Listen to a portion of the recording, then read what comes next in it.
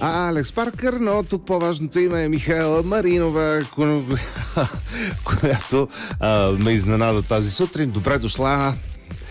Добре заварила изненада. Да. Защото... Ама то така е още по-добре. Сега, какво ще се оговаряме предварително? Ами да, аз връхлетях малко в студиото ти. Не, няма готова... никакъв проблем. Добре дошла. Аз казах на хората, че имам музикална изненада за петък. Хубав ден да си разказваме не само за премиерни филми, но и за премиерни заглавия в музиката и то в българската, което когато идва от теб, винаги е новина. Защото този път... Какво беше сега на модерния език? Левела е още. Дигаме левела, да. Нагоре. За Under Pressure става дума. Което, добре, започни от начало. От начало, съвсем от начало. Всъщност, ако трябва да започна от начало, това означава, че трябва да се върна 4 години назад, защото песента намери своето място в мислите и в сърцето ми тогава. Някакси, понеже при мен нещата се раждат така малко, как да кажа, в едни особени моменти. Аз не мога да творя когато и да е. И вдъхновението ме намира, когато то само си реши, когато аз, разбира се, го повикам. И Under Pressure всъщност се случи така, по този начин, в едно мое уединение с пианото, с любимата тетрадка тефтер, в която така си записвам всички мисли, текстове, всичко, което ми е хрумнало. Всичко ли е на хартиен носител? Добрия стар? Да, ами честно да ти кажа, много повече ми допада и ми харесва да пиша с химикалката или с молива върху листа, отколкото върху, нали, на клавиатура, компютър, телефон. Някакси, не знам, автентично ми е, естествено ми идва, мисълта ми дори тече много по-лесно така. Просто хващайки наистина молива, то просто си върви някаква мисъл. Си върви, докато с телефона сякаш по-често срещам блокаж за това нещо. Но така да не забравяме, че всъщност това е естествения първоначален път. Нали? Хората се отучиха от писането на ръка и затова се изненадвам приятно от тази работа. И ние тук на клавиатурата, ама... От време на време си припомня. Трябва да оцеляваме, т.е. не може. Да имаме някаква опция, ако нещо случайно изчезне технологията от днес за утре. Да. Нищо невероятно. То първоизточника, според мен, винаги ще си остане и винаги ще е най-водещото и най-важното. 4 години, това е времето, в което нещо е назрявало. Ами явно нещо е назрявало, да. Очевидно е така. Вътре в самата мен, дори ако ще живота ми се стече по така, как да кажа, много интензивен начин. Нещата, които ми се случваха през цялото време в професионалния ми път, дори в личен план. Намерих човека си, изгодих се. Въобще изцяло трансформация на всички нива. И Under Pressure е, тъй като когато я започнах 2022, тя се роди и с текст. Тоест, това послание за диаманта, който се ражда под напрежение, под някаква форма си ми се беше появило още тогава в главата. Вероятно, така съм се чувствала, може би в този момент, а може би пък съм написала бъдещето си, защото усещам, че... Извикала си го. Извикала съм го, да. Усещам, че просто не музиката... Не аз водя музиката, а тя ме води мен. И много често се случва да си предвещая събитията, които ме съпътстват. Говорейки за това, в първите ти стъпки, защото аз ги помня от... Временно. От тези телевизионни шоута, в които ти за първи път се появи, беше още дете. Да, така е. Тогава имаше ли някаква визия? Да. Толкова занапред. Да, аз винаги съм живяла с визия в главата си. Дори не мога да си представя така, нали, да съществувам без да имам ясната представа на къде отивам. От точка А до точка Б, как ще стигна и така нататък. Представях си всички тези неща, да, представях си ги много, много ясно и много чисто. И въобще този връх, към който непрекъснато така аз лично като някакъв индивид имам нуждата да се целя, продължава да съществува. Просто аз и се изкачвам по някаква си стълбичка моя. По твоя си път. Точно така, по моя си път. И дай Боже да си стигна там, докъдето съм си наумила. Където и да е това в смисъл ти вече си доста напред в искам да ти кажа, че осъзнавам, че съм доста напред. Да. И бих казала, че много малко как да кажа, аз имам много път, който да извървя, предстои, но и този път, който до сега не го уважавам и всъщност го ценя и си давам сметка колко много всъщност неща са ми се случили и това колко добра ме е направил. В смисъл, колкото и така да прозвучи, нали, по някакъв начин. Няма място за скромност в талант. Човек така, че наистина се развива до последно и трупа знания. Да, винаги. Но... А мен живота сякаш просто иска да ме ошлайфа по всячески начин, като един наистина диамант. Да. Добре, издаде песента, напрежението спадна ли? Издадох песента. Напрежението от една страна спадна и ще ти кажа защо. Защото това е песен, която си е чакала много дълго време да излезе и не само тя. Тя е част от много песни, случили се на София Songwriting Camp и не само други лагери, на които съм ходила за правене на музика. Бройката е много голяма. Почти като даже за един албум няма да стигне. Тоест, мен ме сърбат доста ръцете от доста време, защото тези песни, въобще музиката ми, идеята на цялото това нещо е то да вижда бял свят и да съществува. Един артист се чувства истински пълноценен тогава, когато музиката му е живее своя живота, не стои заключена. Та от тази гледна точка малко ми отдъхна, нали? Защото Under Pressure най-накрая вече се слуша от хората, чува се. И се вижда. И се вижда. Да, точно така, с много яко видео, което снимам. Да, относно визуализацията, защото сега всеки вижда различно това, което представлява Under Pressure. Едни ще кажат, виждали сме го в други клипове и на други изпълнители, или пък може би не и отива много, това не е нейния стил. Всъщност ти къде се усещаш в... Аз осъзнавам, че по някакъв начин, вероятно хората, особено които ме знаят от 16 годишна, вероятно са шокирани по някакъв начин от този мой ряз, този шут, с който аз влизам през една нова врата. Но истината е, че тази Михаела, която е била на 16 години, тя не е изчезнала.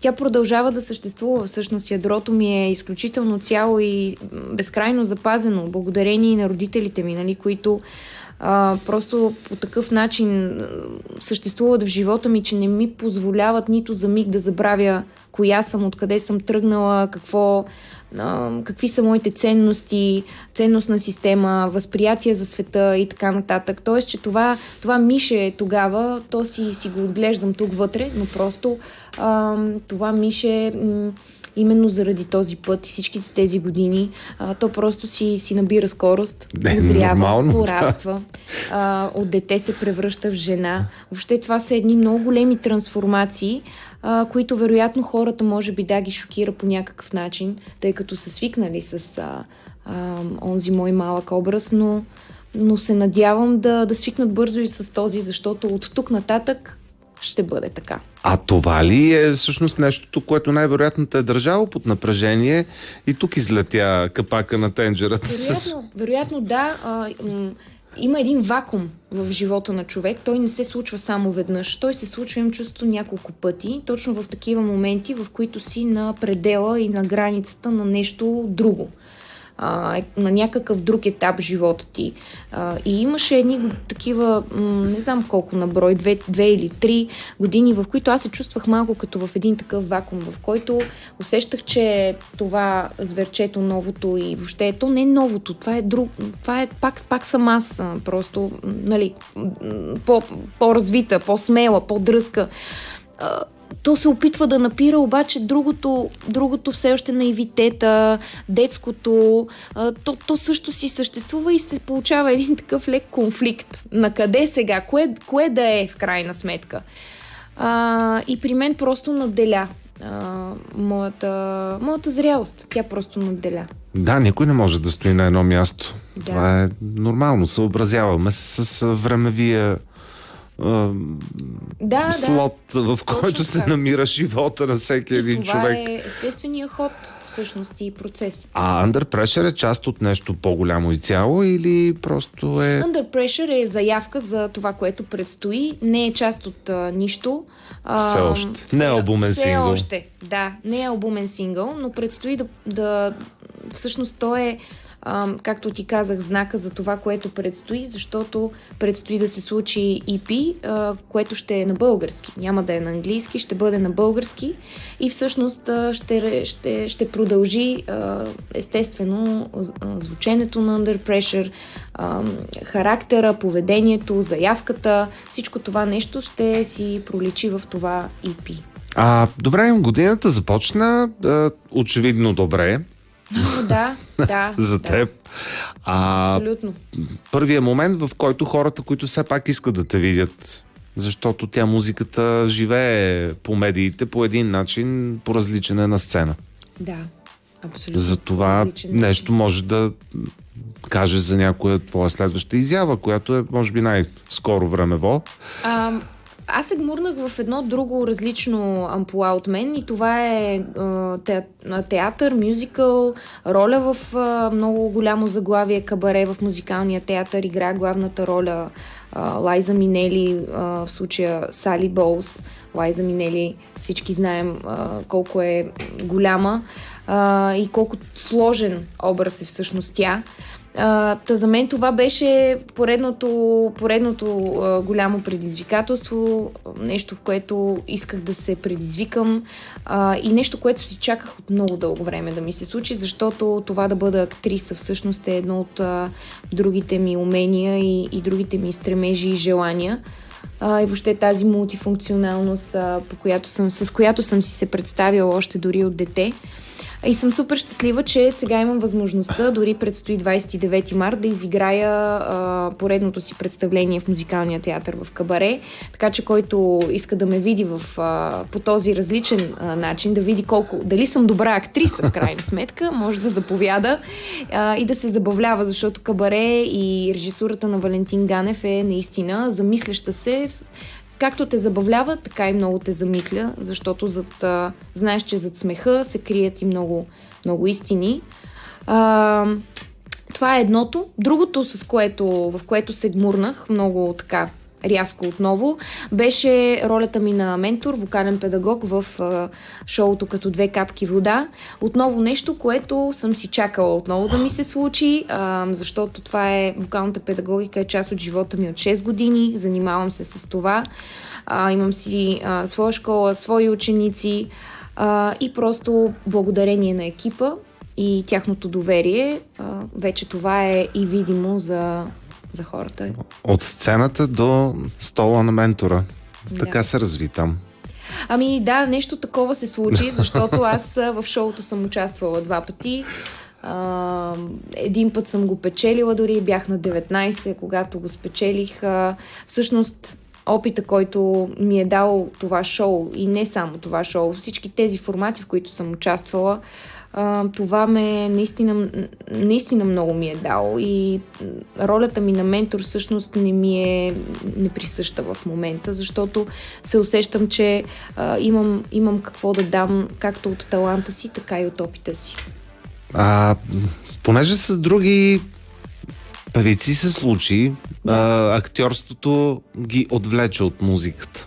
Mm-hmm. При теб Или още рано да, Мисля, че да усещаш притегателна сила към другото изкуство. Макар, че музикалният театър пак е свързан с пеенето. Абсолютно. Не Това е мюзикъл, да. Както има актьорска игра, така отново има и пеене. Аз не мисля, че това би ми попречило по някакъв начин. Дори си мисля, че са взаимно свързани. Всичко е въпрос до приоритизиране, как човек си го подреди, си го представи в главата си. Както ти казах, аз от доста време живея с тази идея да съм, освен певица, да съм и актриса и въобще всичко това, всичко, което що е свързано с музика, аз да се занимавам с него, просто защото имам вътрешния порив да го правя и се чувствам истински пълноценна и смислена. И пак казвам, за да съм се устремила натам, очевидно усещам, че и ще ми се получи и че ще го мога по някакъв начин и ще се справя. Така че съм се оставила така наистина на времето и на силата да подрежда нещата, така че всичко да се случва в правилния момент. Добре, по пътен вятър следим. Много благодаря. Когато, понеже тук театър не можем да поставим, нищо, че имаме камери, да. Когато имаш нещо ново музикално, знаеш, че нашите врати винаги са отворени за теб. Благодаря. Да, аз го определям като чиста проба поп. Under Pressure. Under Pressure, да, абсолютно. Поп парче. Вече моят глас, моят тембър, моят темперамент, металния звук и оттенък, който нося в себе си, носи и нотката на рок-н-рола, но си е абсолютен поп. Метал има и в клипа. Да, метал има и в клипа. Всъщност, облеклото е... Облеклото е ръчна изработка специално за видеото от изключително талантлив екип. Работя с The Trackers, те са мои стилисти вече от доста дълго време. Много добре се усещаме, комуникираме, имаме еднакви виждания за мен, как си се представям да изглеждам. Но да, всичко, което се вижда като визия във видеото, може би е по някакъв начин изображение на моя глас, всъщност, така като го каза. Реално, да. Да, има тази неопасна ярост в парчето. Точно. Някакси обуздана, овладяна сила, айде така да го наречем. С Валери Милев, който е режисьор на видеото, си представяхме именно да пресъздадем тази трансформация от Черна пеперуда, който беше третият ми студиен албум, към следващото, което е Жената войн. Всъщност това е нещото, към което вървя. Там, където съм се насочила. Очакване интересна година. Много и това, което съм подготвила като музика, е наистина много дръзко, много мое. Просто много мое. Нямам търпение да го споделя с вас. Стъпка по стъпка. Първа за 2026, това ти е първи сингъл? Първи сингъл. Under Pressure. Първи сингъл. Миналата година я завърших с прекрасна колаборация с Тино. Въобще нямам търпение и за срещите ми с публиката, за да мога така да пеем с пълно гърло, както се казва всички. Първата ми дата, която сега обявих, е 18 април в Бургас. След това 28 април ще бъда във Варна и 9 май ще бъда в Пловдив. Много скоро ще обявя и дати за София. Така че това за мен е най-важното. Да бъдем заедно, да се вдъхновяваме.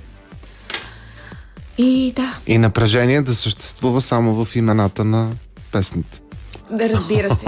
Само любов и растеж. Това е. Благодаря ти за гостуването. До скоро, Михайла Маринова с Under Pressure сега.